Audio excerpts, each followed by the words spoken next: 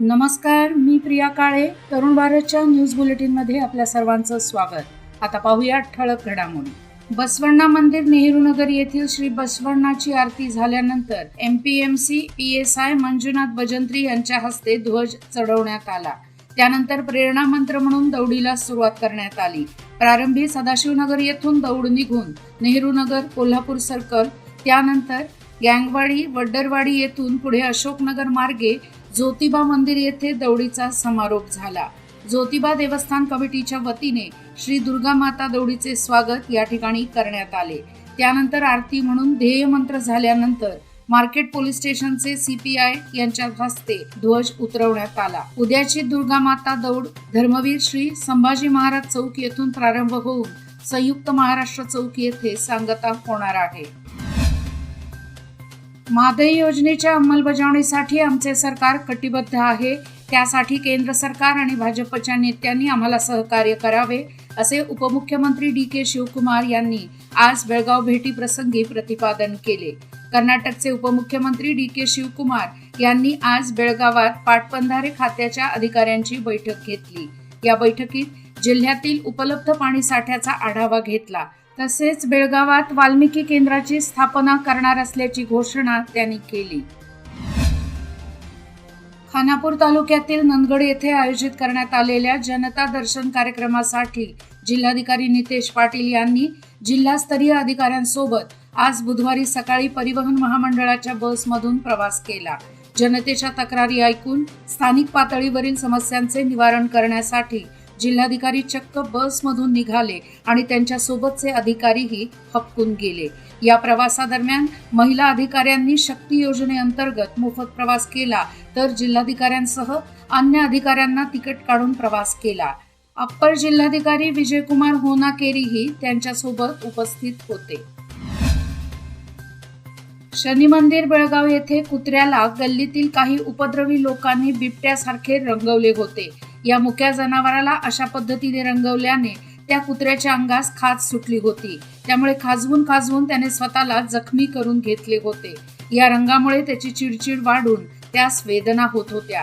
याची माहिती मिळताच सामाजिक कार्यकर्ते अवधूत तुडवेकर हे घटनास्थळी पोहोचून परिसरातील इतर तरुणांच्या मदतीने त्या कुत्र्यास पकडून त्याला स्वच्छ आंघोळ घातली. मात्र त्याच्या अंगावरील रंग हा पक्का असल्याने तो रंग पूर्ण काढता आला नाही.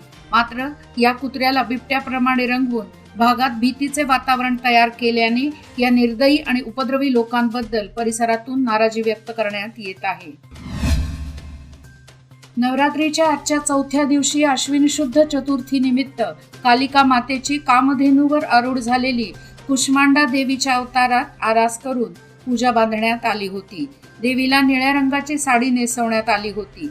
कुष्मांडा देवी अष्टभुजा असून या स्वरूपातल्या देवीचे पूजन केल्याने यश, बल व दीर्घायुष्य प्राप्त होते आणि रोग व आजार नष्ट होतात, अशी मान्यता आहे. नाथपै सर्कल शहापूर येथील श्री सोमवंशीय सहस्त्रार्जुन क्षत्रिय समाजाच्या श्री अंबाबाई मंदिर येथे गेल्या रविवारपासून घटस्थापनेने श्री अंबाबाई देवीचा शारदीय नवरात्र उत्सव 2023 सुरू झाला आहे. उत्सवाच्या कालावधीत दररोज रात्री श्री देवीचा जागर, टिपरी नृत्य, संगीतादी कार्यक्रम आयोजित केले जाणार आहेत. तरी भाविकांनी, विशेष करून भगिनींनी बहुसंख्येने प्रत्येक कार्यक्रमात उत्साहाने सहभागी होऊन तो यशस्वी करण्यास सहकार्य करावे, असे आवाहन श्री अंबाबाई देवस्थानचे अध्यक्ष सुनील नाईकवडी व सेक्रेटरी सतीश कल्पवृक्ष यांनी केले आहे. सौंदलगा येथे 5 ते 6 एकरातील उसाला आग लागून शेतकऱ्यांचे लाखो रुपयांचे नुकसान झाल्याची घटना बुधवारी 18 ऑक्टोबर रोजी दुपारी 2 वाजण्याच्या सुमारास मांगूर फाट्यानजीक घडली. आगीचे नेमके कारण समजू शकलेले नाही. बुधवारी दुपारी आग लागताच उसाच्या शेतामधून धूर बाहेर पडू लागला होता. दरम्यान धुराच्या वासाने शेजारच्या शेतामध्ये भांगलण करत असलेल्या शेतकऱ्यांना आगीची शंका आली. त्यानंतर लागलीच उसामधून धुराचे लोट व आग दिसू लागली.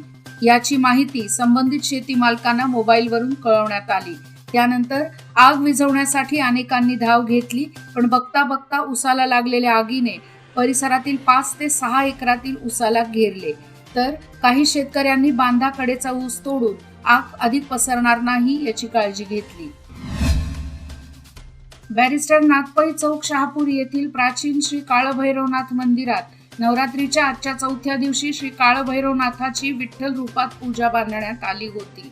यावेळी मूर्तीला आकर्षकरित्या सजवून अलंकारिक पूजा करण्यात आली होती। परिसरातील भक्तांचे श्री काळभैरवनाथ मंदिर हे श्रद्धास्थान असून विविध ठिकाणाहून भाविक येथे नित्य दर्शनाला येत असतात। यंदा पावसाने अपेक्षित हजेरी लावलेली नाही, त्यामुळे निपाणी मतदारसंघात तीव्र दुष्काळी परिस्थिती निर्माण झाली आहे। सध्या सण समारंभ तोंडावर असले तरी पावसाअभावी खरीप हंगाम वाया गेल्याने शेतकऱ्यांसमोर अडचणींचा डोंगर उभा राहिला आहे।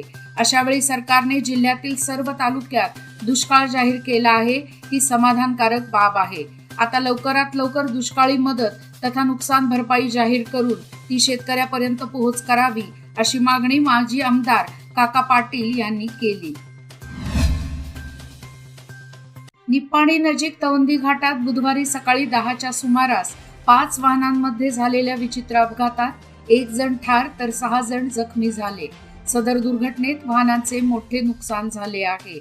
याबाबत समजलेली अधिक माहिती अशी: आयशर MHDT 4036 हा अहमदाबादहून हुबळीकडे चालला होता। दरम्यान तौंदी घाटात दुसऱ्या अवघड वळणावर टुमकुरहून मुंबईच्या दिशेने जाणारा ट्रक KA 06 AB 1167 चालक मोहीम खान याचा ताबा सुटल्याने त्याची समोरील दूध वाहतूक करणाऱ्या टेम्पोला तसेच आयशरला जोरात धडक बसली। यानंतर ट्रक उलटला। यावेळी ट्रकच्या पाठीमागून येत असलेला ट्रक KA 014209 व कार KA 23N 6789 यांचाही अपघात झाला। ज्ञानेश्वर सिद्धराय गोवेकर वय वर्षे 33 राहणार कणबर्गी तालुका बेळगाव असे मृताचे नाव आहे। सचिन लोहार वय वर्षे 36, रेवन देसाई वय वर्षे 37 दोघेही राहणार विटा जिल्हा सांगली, सुरेश गावकर वय वर्षे 34 राहणार कणबर्गी व अन्य तिघे किरकोळ जखमी झाले आहेत। जखमींमध्ये 2 महिलांचा समावेश आहे। खानापुरातील शिवप्रतिष्ठान हिंदुस्थानच्या वतीने सुरू असलेल्या दुर्गा दौडीचे चौथ्या दिवशी अभूतपूर्व स्वागत करण्यात आले। शिवस्मारक येथील शिवाजी महाराज मूर्तीची पूजा राजेंद्र चित्रकार आणि अनिल धाकूरकर यांच्या हस्ते करण्यात आली। त्यानंतर दौडीच्या ध्वजाची पूजा करून दौडीला प्रारंभ करण्यात आला। शिवस्मारक रुमेवाडी क्रॉस येथे दौडीचे भव्य स्वागत करण्यात आले। यानंतर दौड मलप्रभा नदी पुलावरून मारुतीनगर येथे आली। या ठिकाणी महिलांनी आरती ओवाळून दौडीचे स्वागत केले। ही दौड बेंद्रे खुट्ट घाडी गल्ली येथून गुरव गल्लीत आली। यानंतर दौड बाजारपेठेतील बसवेश्वर मंदिरात आरती करून नगारखाना मार्गावरून रवळनाथ मंदिरात आली। याचबरोबर आजचे बातमीपत्र इथेच संपले। अधिक माहिती आणि ताज्या घडामोडी करता पाहत रहा तरुण भारत न्यूज चॅनल। तसेच आमच्या चॅनलला लाईक, शेअर आणि सबस्क्राईब करायला विसरू नका आणि विश्वासार्ह बातम्यांसाठी दररोज वाचा दैनिक तरुण भारत। धन्यवाद।